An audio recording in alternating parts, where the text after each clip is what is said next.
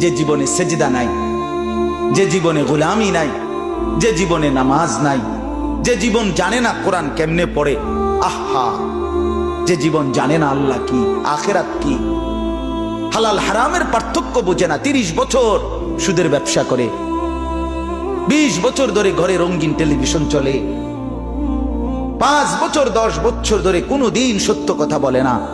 আহা, এমন নাফরমান কি 1-2 জন?